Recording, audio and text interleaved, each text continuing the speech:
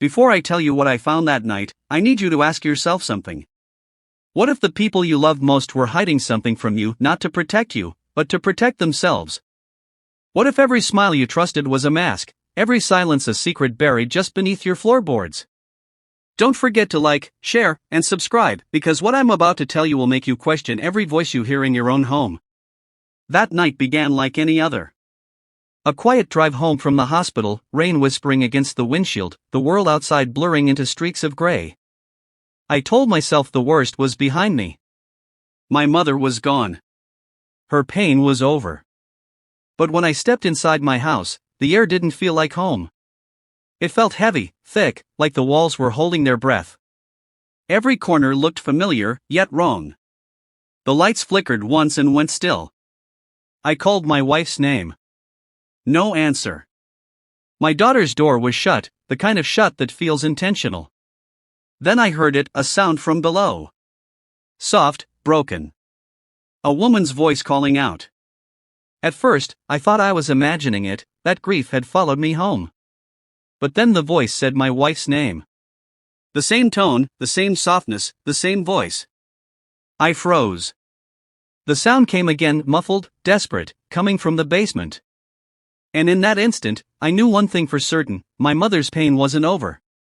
It had just found a new home. The rain followed me all the way home that night. It was the kind that doesn't fall, it whispers.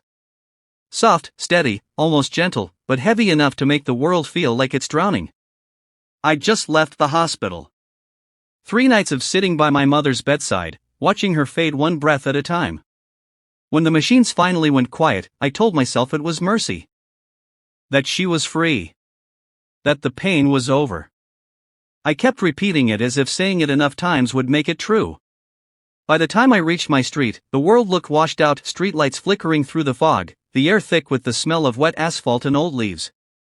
My house sat at the end of the lane, dark except for a faint light in the upstairs window. I remember thinking how quiet it looked. Too quiet. When I stepped inside, the silence was so complete that it almost felt alive. No television, no ticking clock, no sound of movement, just the soft creak of the floorboards beneath my shoes. The smell of rain drifted through the open window, mixing with something else, something faintly metallic. I closed the door and whispered my wife's name. No answer. The lights flickered once before steadying. My daughter's room was closed. I could see the edge of her slippers under the door, perfectly aligned, untouched. My throat tightened. I told myself they must have gone to bed early. But then, from somewhere deep inside the house, I heard it. It wasn't a thump or a crash, just a voice. Soft, distant, buried under the hum of the storm. A voice that didn't belong. I turned toward the sound. It came again, faint but real, from beneath the floorboards. From the basement. For a moment, I stood frozen, heart pounding, every instinct screaming at me to pretend I hadn't heard. But grief has a way of pulling you toward the dark, making you chase answers you're not ready to face. I stepped closer, every breath slower than the last. The sound came once more, clearer now, unmistakable. It said my wife's name. And in that moment, I knew whatever waited for me downstairs wasn't going to let me leave the same way I came in. I called my daughter's name once, then again, louder this time. No answer. The house didn't respond, it only listened. The storm outside had quieted, leaving a thick silence that pressed against my ears. That's when I noticed it, the basement door. Closed. Locked. From the outside. My stomach tightened. Why would anyone lock it from here? I stepped closer, the wood beneath my feet groaning like it didn't want me there. I reached for the handle, cold against my palm, and gave it a gentle twist. It didn't move. I leaned my ear to the door, listening. For a few seconds, there was nothing. Then, something faint. A sound that slid beneath the cracks, soft and trembling. It was crying. I froze. The crying grew clearer, then turned into words. A voice I knew better than my own. My wife's voice. Don't, let her come back down here. The words hit me like ice. My throat went dry. Emma? I whispered. What are you talking about? But she didn't answer. Only muffled sobs and the sound of something scraping across the floor. I tried to force the door open, but the lock held. I could hear her now, whispering faster, her voice breaking. Please, don't let her come back down here. Please. I shouted her name, slammed my shoulder against the door. Once. Twice. The old hinges rattled, but the lock stayed firm. I ran to the kitchen, grabbed a hammer, came back shaking. Move away. I yelled, though I wasn't sure she could hear me. My heart pounded so loud it drowned out everything else. I swung hard. The wood splintered. Again. A sharp crack, then the lock snapped free. The door swung inward with a heavy creak, and a gust of cold air rushed up from the basement. My flashlight flickered on, slicing through the dark. The beam shook in my trembling hands as I took a step down. She was there, huddled in the corner, wrists bound with a belt, face streaked with tears and dirt. My wife. Her hair clung to her cheeks, her lips pale. When the light touched her, she flinched, squinting up at me like she didn't recognize who I was. I dropped the flashlight and ran to her, fumbling to untie her hands. Who did this? Where's Emma? I asked, my voice breaking. She tried to speak, but her throat was dry, the words rasping out like a prayer too old to finish. Finally, she lifted her head and looked at me with eyes I'll never forget, eyes full of terror, not for herself, but for me. Her voice cracked as she whispered, "She's not our daughter anymore." The light flickered once, then died. And in that darkness, I felt something move behind me. Slow. Careful. Watching. She wouldn't look at me at first. Her body trembled as if the cold in that basement had seeped into her bones. I knelt beside her, my hands shaking, trying to steady her breathing, but she pushed me away. Her skin was cold, her wrists red and raw where the belt had bitten into them. "Don't touch me," she whispered. "You don't understand what she's become." The words stung more than the fear. I wanted to shout, to demand answers, but something in her voice, something small and broken, kept me quiet. I asked where our daughter was, but she only stared past me, her eyes unfocused, fixed on a corner swallowed by shadows. "It started after your mother's house," she said softly. "That last visit, she came back different." Her voice trembled as she spoke, every word a struggle against memories she didn't want to remember. "She stopped eating with us. She stopped talking. She'd sit in her room for hours, drawing these shapes. Circles, lines, symbols that made no sense." I followed her gaze and saw scraps of paper scattered across the floor. My daughter's handwriting. But not her drawings, these were too detailed, too deliberate. Patterns that spiraled inward like traps. My wife's voice broke. She stopped sleeping. I'd hear her whispering to someone when she thought we were asleep. One night, I went into her room, she swallowed hard, eyes glassy. She was kneeling by the bed. And she wasn't speaking in her voice. It was lower, older. I wanted to tell her she was just imagining things, that grief was twisting her mind, but then she said the one thing that made my stomach turn. "Your mother gave her something before she died." I frowned. "What do you mean?" "She took our daughter's hand. Whispered something to her. Slipped a small black locket into her palm. Said it would keep her safe." Her voice cracked as tears filled her eyes. But it didn't keep her safe, it changed her. The next night, she locked me out of her room. And when I prayed, she screamed. She screamed like the words burned her from the inside. I looked around the room. The smell of old candle wax lingered, faint traces of chalk symbols drawn across the concrete floor. My wife pressed her palms against her temples, her breathing uneven. I tried to get rid of it. I took the locket, threw it in the fire. But the next morning, it was back on her nightstand. Her voice dropped to a whisper. "I think your mother knew something.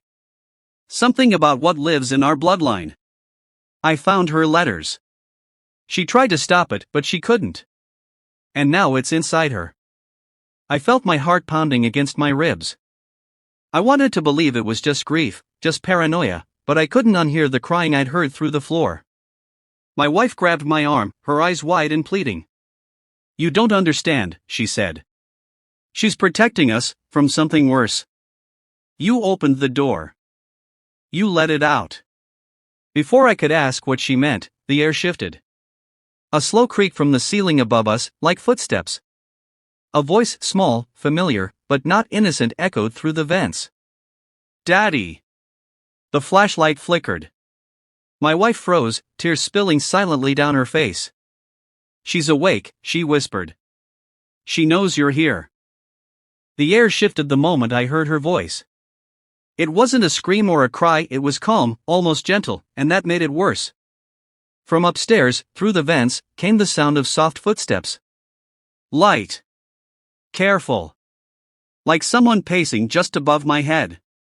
You shouldn't have opened that door, Dad, she said, her voice floating down the staircase. The way she said it, so steady, so sure, froze the blood in my veins. Before I could respond, the lights flickered once and went out completely. The hum of electricity died, leaving only the faint whistle of wind crawling through the cracks in the walls. I grabbed the flashlight, but it sputtered, the beam blinking weakly before dying. The basement swallowed me in darkness. My hands fumbled for the nearest thing, matches. The flame caught, small and trembling, painting the walls in gold and shadow. I held my breath, listening. The house was breathing again.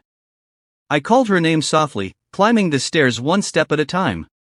Each creak echoed like a warning. The candlelight wavered, stretching the shadows long across the walls where our family photos hung. Faces I once loved now looked distorted, warped by the flame. I reached the top step. The air was colder here, thick with the smell of rain and something faintly sweet, like flowers left too long in a closed room. Then I saw her.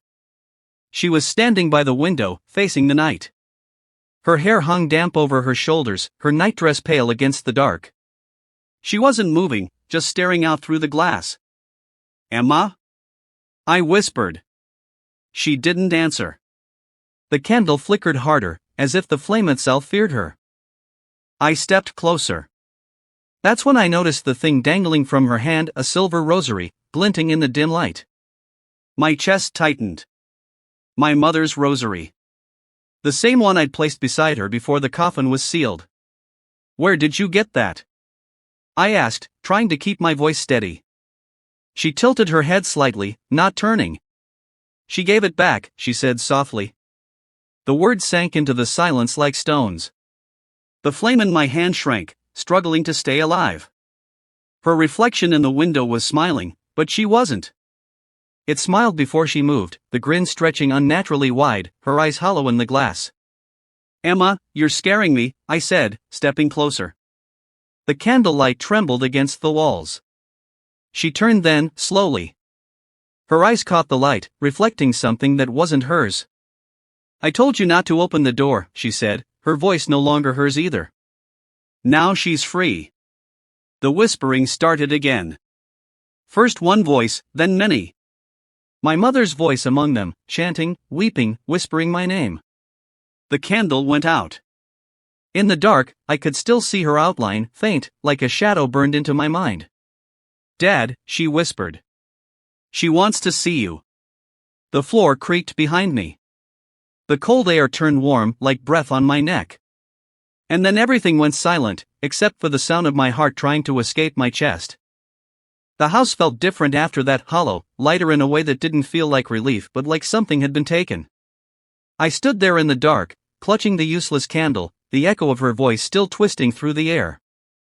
Every instinct screamed to run, but grief has a way of gluing you to the floor. I stumbled into the hallway, and that's when I saw them, papers scattered across the floor, old, yellowed, edges singed like they'd been pulled from a fire. My mother's handwriting covered them, looping and trembling, as if written in haste. I gathered them up, my fingers trembling as I read the first line. My son, if you're reading this, then you've already heard her. The breath left my lungs. I turned the paper over, words bleeding into one another through smudged ink. I tried to protect her, it read, but the blood remembers. The women in our family, they always remember. The next page shook in my hand. Your daughter was chosen to hold it back. The pain, the voice, the thing that moves through us. But if you open the door, you free it. The basement. The voice. The crying. It all twisted together in my mind like broken glass. My wife's words came back to me, she's not our daughter anymore, and for the first time, I wondered if she had been right. But not in the way I thought. My daughter hadn't been possessed, she'd been protecting us. She had trapped something down there, and my wife, she had tried to undo it. A flash of memory struck me, chalk circles, melted candles, my wife's trembling hands carving symbols into the basement floor. I saw her kneeling in the dark, whispering prayers that weren't hers, calling out to something she didn't understand. She'd wanted to fix what she thought she'd broken, to bring peace back to the family. But instead, she opened a door that should have stayed shut forever. The letters slipped from my hands as I staggered back. A whisper rose from beneath the floorboards, faint but familiar, my mother's voice, soft as ever. You thought my pain was over, it said, but I only passed it on. The walls seemed to breathe, the air thick with heat. I looked toward the basement door, and light was seeping through the cracks now, not the soft kind, but a pulsing red glow that flickered with each heartbeat. Then I heard footsteps behind me, bare and slow. I turned, expecting my daughter, but saw no one. Only the faint reflection of a rosary swinging gently from the doorknob, blowing like a warning. The whispers grew louder, layered and broken, until they formed one voice again, hers. My wife's. She was calling me from below. I reached the top of the basement stairs, and the air burned. The walls shook. My mother's letters ignited in my hands, curling to ash. I dropped them, my chest tightening as her voice, no, both their voices, merged into one. She's not gone, it said. She's here. And in that moment, I understood. My wife hadn't been the victim. She had become the vessel. The fire started with a sound. Not an explosion, not a crack, just a low hum, like the house itself had taken a final breath. Then the heat hit. It rolled through the floorboards, slow at first, then all at once, rising in waves that turned the air to glass. I stumbled back, coughing, choking on smoke that seemed to come from everywhere and nowhere at once. The glow from beneath the basement door was no longer red, it was alive, writhing, pulsing like a heartbeat that didn't belong to the living. I called their names, my wife, my daughter, but the house swallowed my voice. The flames raced along the walls, eating the wallpaper, devouring the photographs of smiles that no longer existed. I tried to reach the basement, but the stairs were already gone, burning like the bridge to a place I could never return to. I screamed her name again, and for a moment, through the crackling fire, I heard it. A laugh. Soft. Childlike. My daughter's laugh. Emma! I shouted. The floor groaned beneath me, splitting down the middle. Through the smoke, I saw her, standing in the center of it all, untouched by the fire, her small frame outlined by light that wasn't fire but something older, something cruel. She looked at me and smiled that same innocent smile she used to give me when she was 5. It's okay, Dad, she said. It's over. I reached for her, but the moment I took a step forward, she faded like smoke caught in wind. The flames rose higher, swallowing her whole, and all I could do was scream her name until my voice broke. The house collapsed around me, every beam groaning, every wall falling in on itself. And then, nothing. When I opened my eyes, it was morning. The world was quiet again, too quiet. The house was gone, just a black skeleton against a pale gray sky. The air smelled of ash and rain. They said I was lucky to be alive, but I didn't feel lucky. The kind of emptiness that surrounded me didn't feel like survival, it felt like punishment. I sifted through the ashes for hours, not looking for hope, just for something that proved they were ever real. That's when I found it, a half-burnt tape recorder, half buried under what used to be the living room. My hands shook as I pressed the button. Static filled the air, broken and sharp, and then, her voice. You thought her pain was over, she whispered. But she gave it to me. The tape clicked and stopped, leaving nothing but the sound of wind. I sat there until the sky turned red again, holding that recorder like it was the last heartbeat of a world that didn't exist anymore. People tell me to let go. To forget. But sometimes, when the night is quiet and the wind passes through the broken frame of what's left of that house, I hear it again, my daughter's voice. Soft, distant, calling my name. And I can't tell if she wants me to find her, or join her. They say time heals everything, but time never walked through that house. Time never heard the whispers in the walls or smelled the smoke that still clings to my skin. It's been months since the fire, but every night feels like that same night when I came home thinking the pain was over, only to learn it had just changed its shape. Sometimes I wake up thinking I still hear them, my wife humming softly in the kitchen, my daughter's feet pattering across the hallway. For a second, I believe it's real, until I open my eyes and remember I'm the only one left. People tell me to move on, to rebuild, to forget. But how do you forget a house that still breathes your name? How do you silence voices that no longer have mouths but still whisper in the wind? I've tried to escape. I moved, I burned what was left, but the feeling followed me, the weight, the hum, the sense that something still lingers. And every time I play that old tape recorder, I hear the same words. Words that sound older now, heavier. You thought her pain was over, but she gave it to me. Maybe she did. Maybe it's mine now. Because sometimes, when the nights stretch long and the air grows still, I feel them, behind me, beside me, inside me. The fire may have taken the house, but it didn't take what lived in it. So before you close your eyes tonight, ask yourself one thing: if the people you loved called your name from the dark, would you answer?